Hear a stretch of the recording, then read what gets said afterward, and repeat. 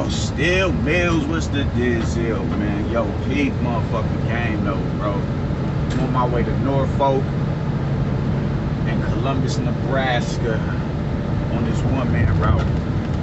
But peak game though. We gotta talk about the champ, our champ. Not nobody else champ, our champ. They allegedly had this man scheduled to fight October 23rd. October 23rd. October of 2021. He hasn't fought since November of last year. So by the time he gets in the ring, it'll be damn near an entire year that this man has fought.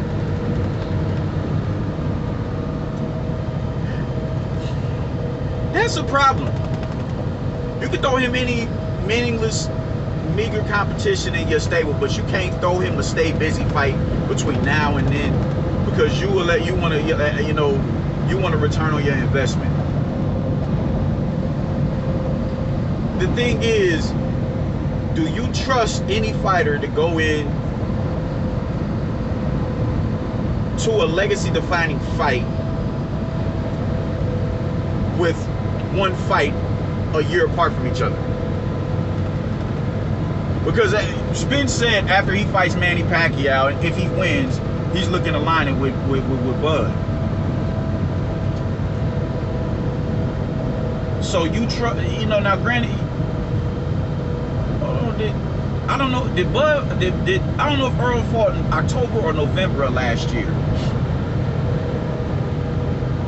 But it's a lot, the scales are starting to tip, and I'm starting to give, I still think Bud beats him, but the scales are starting to tip in favor of Earl because he's sharpening his tools with the better opposition. And Manny is still Manny is still a top 3 welterweight. I don't give a fuck what nobody says. At this point, it's Manny, Earl, and Bud as the top dogs in the division. Unless Manny has gotten old since his last fight, and if he gives us what he looked like against Keith Thurman, Manny could win this fight. Very much so. So Earl goes in there with that, the caliber competition of a Manny Pacquiao, while you're giving Bud throwaways, and you expect him to be at his best when it's time for him to fight Earl Spence. Like, we can say what we want to say about the skill and everything, because I still think I think Thurman, I think they're better than Spence. I do. I think they have, they have a bigger arsenal. They have a bigger variety of ways that they can dispose of you. But what he's really good at what he does. And the fact that he's testing it against the best competition says a lot. That says a lot. It bothers me, man, that y'all would sit here, y'all would keep this man on the show for an entire fucking year. A pound for pound great. Now you gotta think of how skilled Bud is. He hasn't had the best opposition thrown at him at 147, but he's still top 3, top 5 pound for pound on the majority of people's pound for pound list. You have to be extremely good to be able to achieve that attribute. So for Bud to sit on the shelf for damn near 4 fucking year, that shit is unacceptable. Like, I said it once, I say it again, you gotta spend money to make money. At this point in time, you want him more than prepared. If you are going to be able to deliver him Earl Spence if he beats Manny Pacquiao, if you are going to be able to do that, you want him at his best. You want him to put what he does up against the best competition possible that's available. And Sean Porter has been available for, I mean, we can do whatever it is we want to do. Activate that mandatory, all that bullshit. It's a money dispute. At this point, it's a money dispute. Open that wallet up, properly pay Sean Porter, because Sean Porter is going to be the best man on Bud's resume if they were to fight. Get that nigga what you gave Amir Khan, and let's get this fight underway.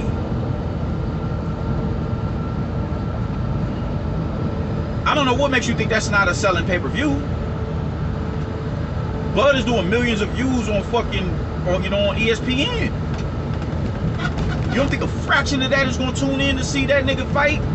Another high caliber fighter? Drop the fucking price of the pay-per-view.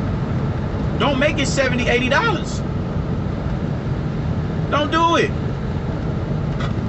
Drop that bitch to $50 and watch the views spike. But at this point in time, it's possibly too late. Unless you want to give him an undisputed match like late in the year. But even then, if he's fighting in October, how are you going to even line up an undisputed match between him and Errol Spence or Manny Pacquiao if they're willing to comply? With the 2-month training camp. Like, y'all niggas, like, you just don't. God, I hate this dude. I really hate Bob Arum, dog. I really. And to add insult to injury, the 3 names you threw out Jose Ramirez, you threw out Regis Prograis, you threw out Jose Zepeda. Regis Prograis is a damn good fight. I would not be mad at that fight. I wouldn't be mad at that fight at all. He got, he came into the 147-pound division with Ivan Redcash on that bullshit Triller app. But he's talking about dropping back down because he want to deal with Mikey and Broner and fucking and Tank. He's banking on them fights to happen. Then you get into Jose Ramirez. Jose Ramirez is not. He won't get credit for that win. If he was the win, it's because he's fresh off of a fucking loss. He's fresh off a loss. And he's allegedly talking about a fight with Teofimo. So he's not moving up to 47 in the near future. So you have those two. You have 2 people who are not even who will be good fights, but they're not even considering about moving up to the next division anytime soon.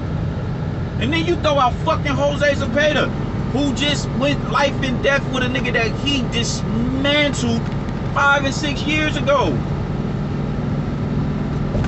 It fucking, like, what are you talking about? What the fuck is wrong with you?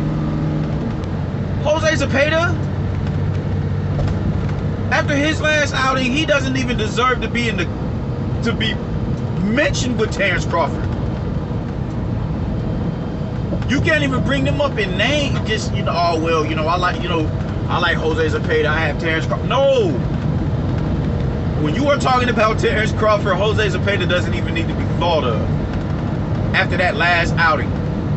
How you go from a fight of the year candidate with Ivan Baranchyk to that showing? A fresher Ivan Baranchyk. A younger Ivan Baranchyk.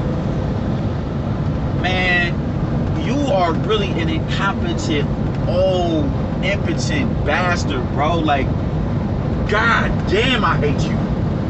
I really do.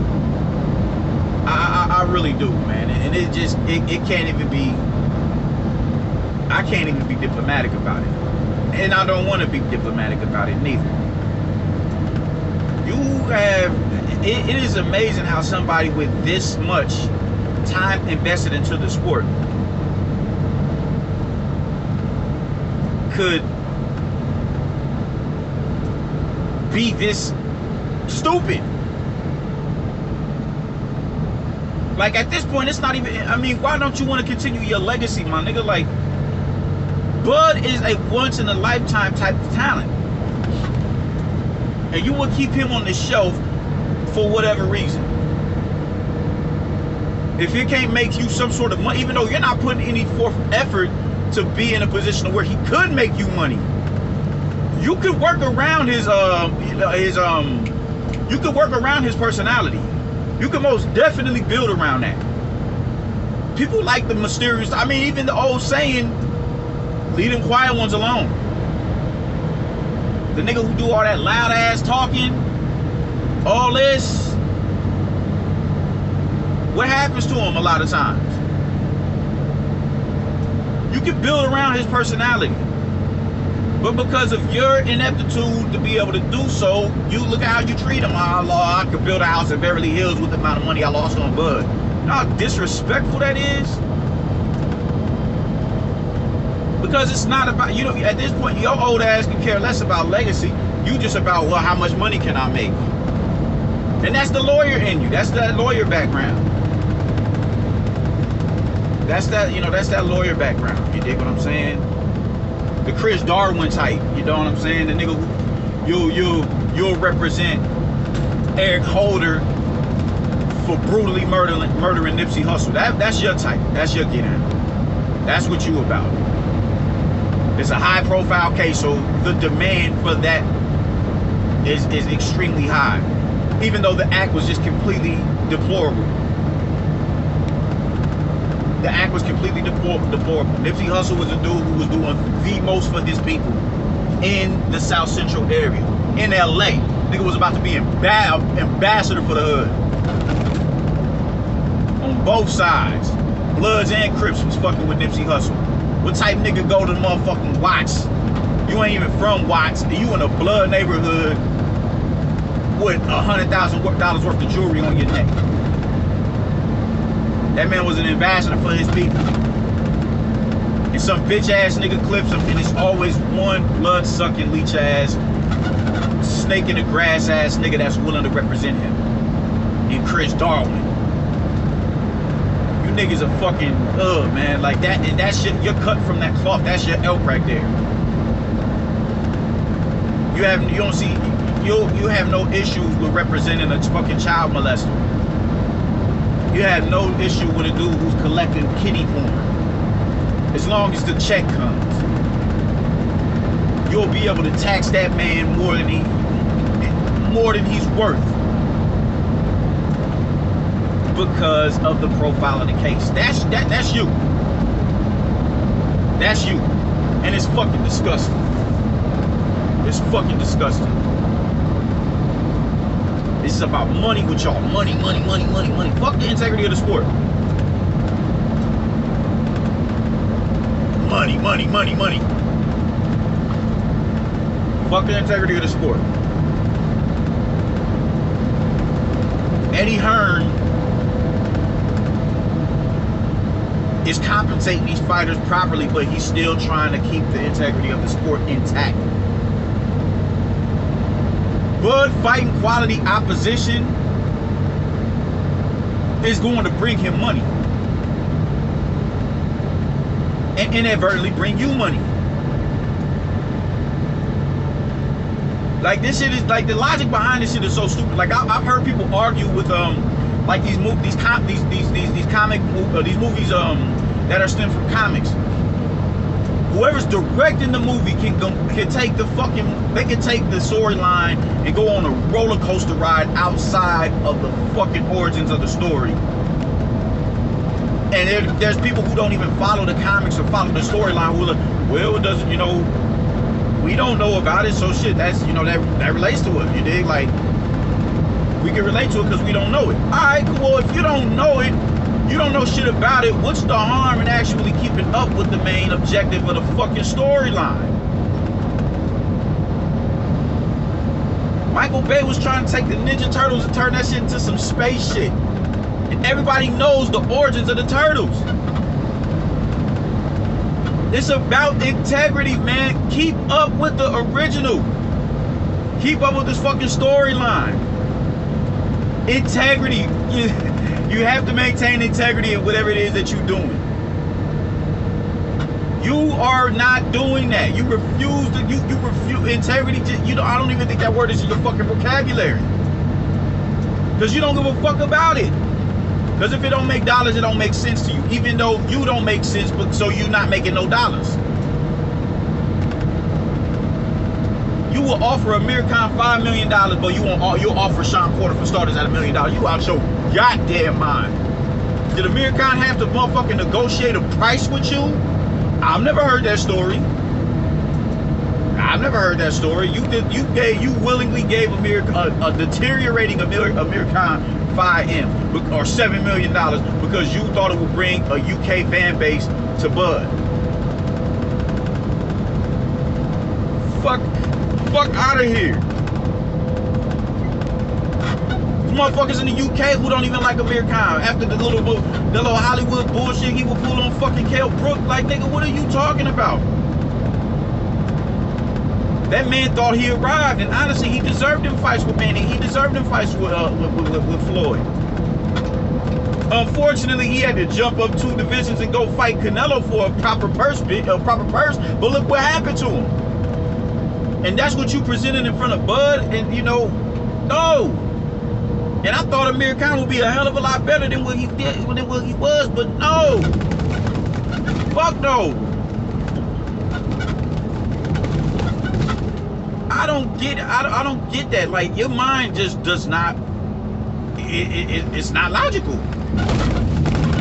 Fuck all the degrees and all that shit and the expertise. Sometimes you need to sit back, shut the fuck up, and listen to the people. Because it's the people that's gonna be logging in to watch these fights. It's the people that buy these goddamn pay-per-views.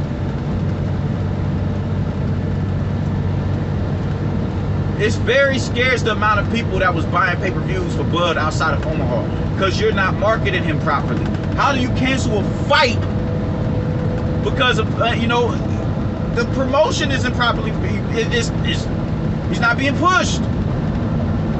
So you have to cancel about your prodigy, not your prodigy, but your fucking, your prize fighter, literally, and as literal as it gets. That is a prize right there. There is no promoter in the game that wouldn't kill to have Terrence Crawford in this stable. And look how you treating him. Look how you treating him. This shit is getting ridiculous, man. Like, there's no excuse as to why this man should be on the shelf for well over a year. No reason. No fucking reason whatsoever. You will put this man on the shelf for over a year, damn near. For what?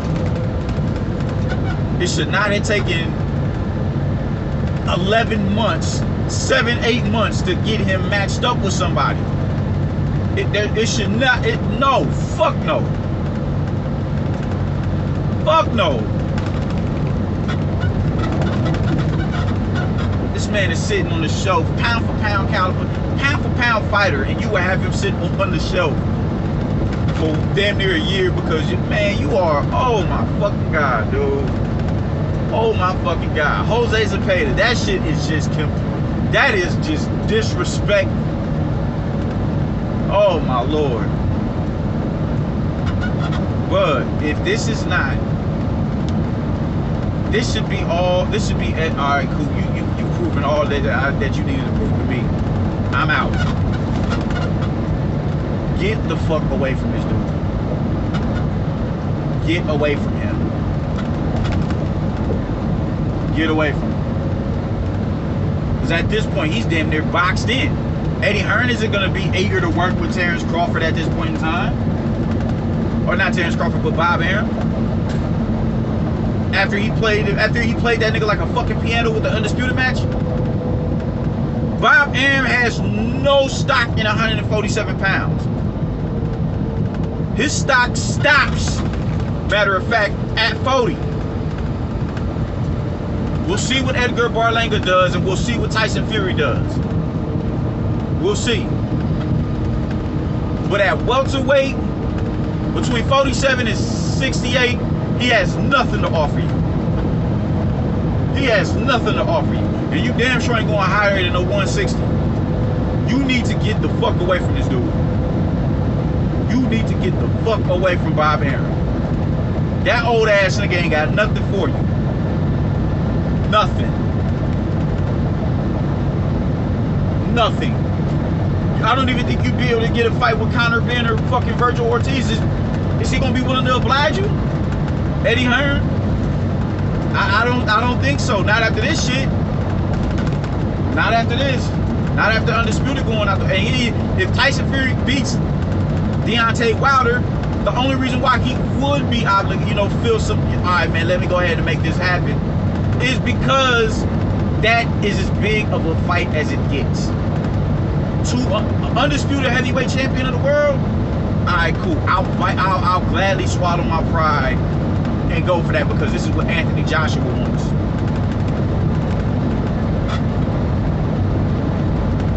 Get away from him, man. At this point, Velasquez isn't even there anymore. At this, he has nothing to offer you. He has no stock at the welterweight division. He has no stock at 154 pounds. He has nothing to offer you. Go to the Zone or go to Al Heyman. Al and Eddie can work. It's time to get, it's about time to black Bob out. We ain't even hearing the shit about Lomachenko. He fights in 2 days. I ain't heard shit about no, I ain't seen no advertisement on Lomachenko. I forgot he fights this weekend. That's how bad advertisement has been for him.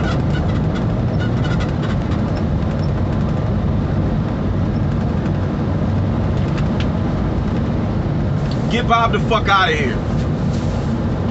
Get Bob the fuck out of here, man. Take his ass to a retirement home. Give that man his vitamins and a walker. Get that man insured and let him live the rest of his life in a fucking old folks home. Because you just do not deserve, you don't deserve to be running no fucking no promotional company. I don't give a fuck how many years you got invested in it. Fuck out of here.